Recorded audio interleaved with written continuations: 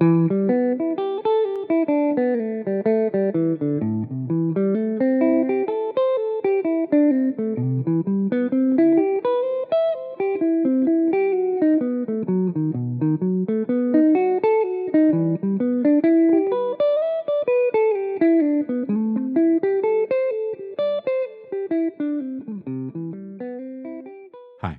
welcome back. Thanks to everybody that's supporting us on here. We really appreciate it. Um, we're going to keep going at this rate. We're going to do like one video a week on here. And then we've got the YouTube channel that most of you are probably familiar with, probably how you found us here. Um, and we're still posting there at least once a week. Sometimes their topics might be related. Like today, there's a little bit of an overlap with the last video if you want to check that out because it dealt a lot with the minor scale and improvising using that. Um, but more than anything, I just want to thank you. I want to make sure I take the time to really express how much this means to us. You're making it possible for my wife and I to really build this and just keep going with this as our life, our job. And man, it's great. I just love it. It challenges me to raise my game, right? To be as much of a help to you as I can. So, um, here's a question for you, I guess. Anybody ever, stop by your house, six pack or something, and say, "Hey, man, could you like play some arpeggios for us?" right, right. Probably not. Uh, Maybe some of your weirdo music friends or something might do something like that, right? Um, I've had some friends like that. Hey, man, show me that. But people in general, no, we're not going to go out and play arpeggios, right? Um, so why are we doing it, right? And in that intro, I mean, that was just strictly arpeggios, right? And there was a little bit of, I'll show you, there was a little bit of something else going on there. Some of you may have picked up on it.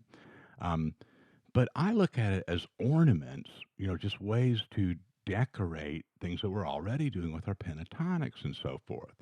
So the chords that I was addressing in that intro were E minor 7, okay, and then A minor, again, could be A minor 7, okay, and then C major 7, okay, and then B 7, a dominant. Okay, so slowed down there is kind of like a old movie soundtrack or something, right? But it could also be it's like the thrill is gone, or that kind of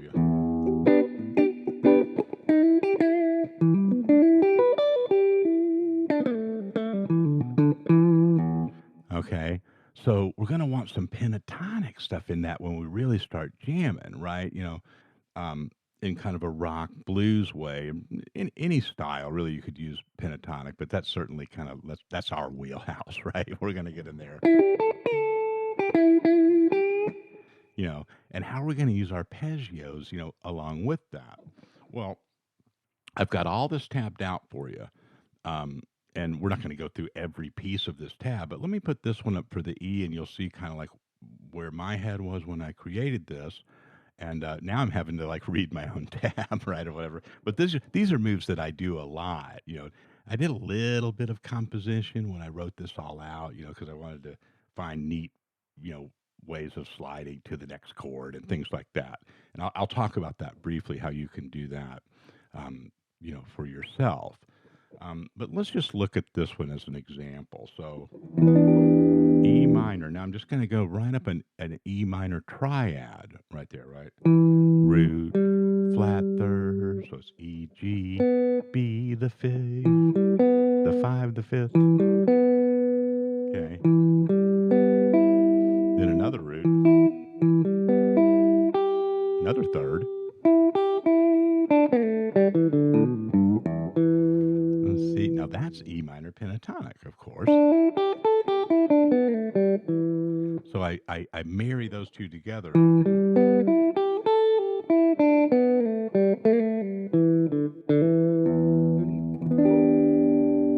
Okay. of a sudden that arpeggio, in the intro, I just keep doing the same routine. So it sounds very, like an exercise, right? And it kind of is. But when you get in the game, this stuff can kind of come off, from eventually from muscle memory. So you can also just kind of treat it as like, the outline of, a chord shape, a scale.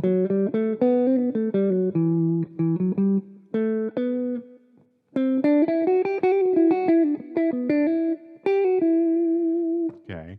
So you get all of that stuff in your ear at once, the pentatonic.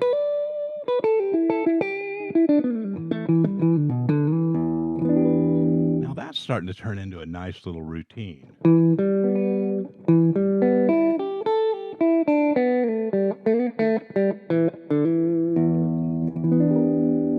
Okay.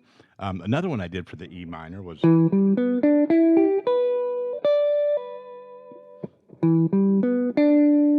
That time I put the flat 7 in there. So it's root, minor third, same as down.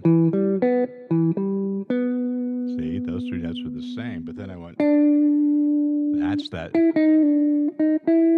flat 7 of that E root makes it a minor 7.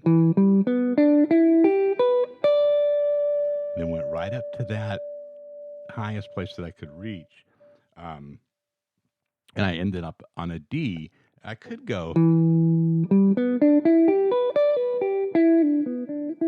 And I was like, I want something a little slicker than that. How can I make this? I want embellishments worked into it, slides.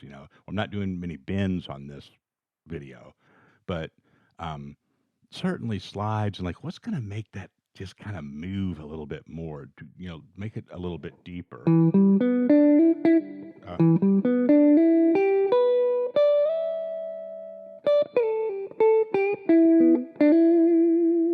Okay, that's all pentatonic.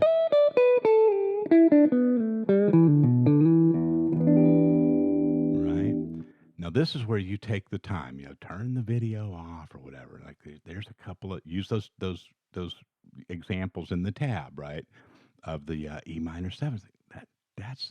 There's a jam just right in there. Just hang out.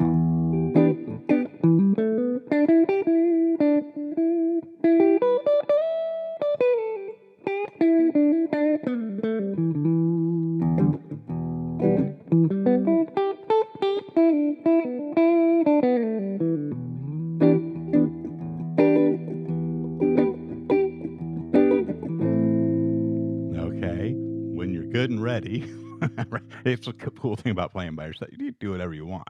And go to that A minor. And play it an arpeggio. That's a minor 7 arpeggio because it got a root, the minor third, the 5th, the flatted 7th of that A. Right? And again, I make that face because I just like that flat 7 sound, right?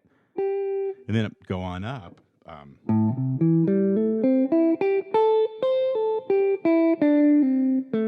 This came right down that pentatonic scale, and I thought, is that enough? Do I need to change directions? I have, just kind of like almost sort of like criteria that I check my stuff with. Like, is it interesting? And I do it, and I'm leaving out the bends, but, again, you work out on that. All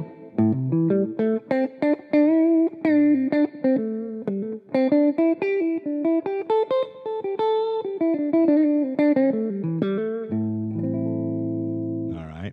Now, interesting thing about this, I don't want to go, this would be sort of a possible rabbit hole type thing. I don't want to, I want to keep you moving through this.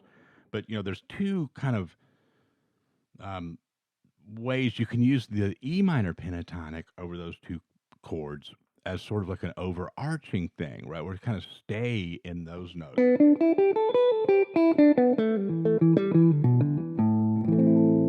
Right? But there's a couple notes that I'm going to want in there that aren't going to be found in that E minor pentatonic, but they are in the A. But, the best of both worlds is you put a little bit of that diatonic scale in there. Again, I'm using the E natural minor.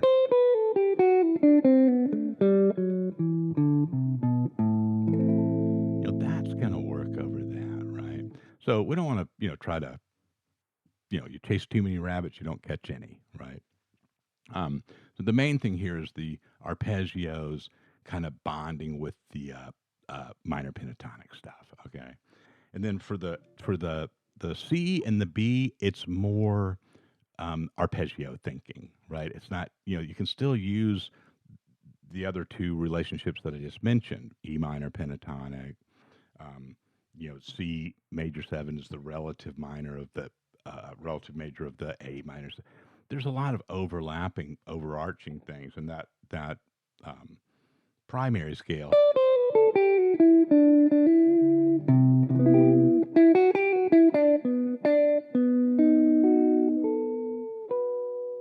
Okay, so major seven. Remember, that's why I've got.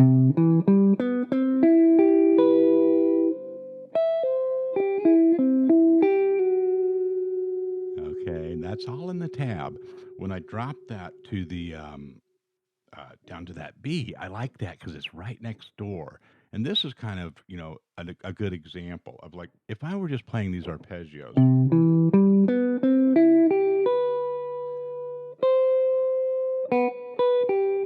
I could go up and I could just come back down, but it just sounds like right away it just sounds. I've already done that on the way up. So here's an example of how I compose when I'm doing this, right? And I'll go. And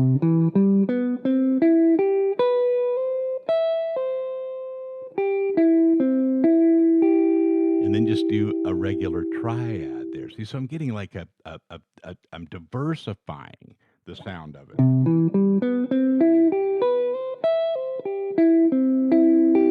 That triad coming back up is so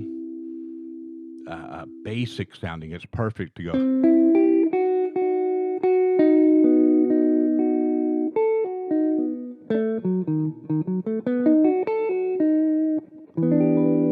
then back to that. See, now for the B7, I really am just using like the chord tones pretty much, right? And you could, like I said, you could mess around with the other scales and stuff, but that one, it just seems to like it's the right signature for that. And it also, in this progression, it also has a bunch of next door neighbors. When you play that, going back to the E minor, right? So, and see, there's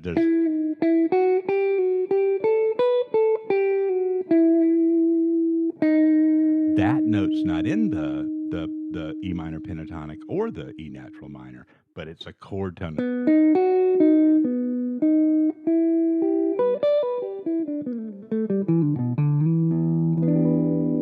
See, hopefully there's some rhyme and some reason in there, right? If you go through this tab, if nothing else, just practicing that the way that I wrote it out is teaching you several things, right? A bunch of positions, different positions and shapes and things for arpeggios.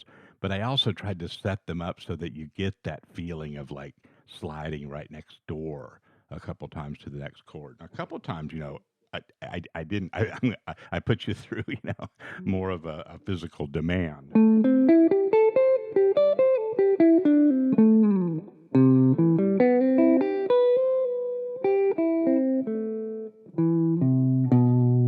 Right. So sometimes, like that time when I went from the A minor, I did that shape, which is how we did the E down here earlier. Right. I think I went then down pentatonic. Then I would just let my hand slide all the way down to.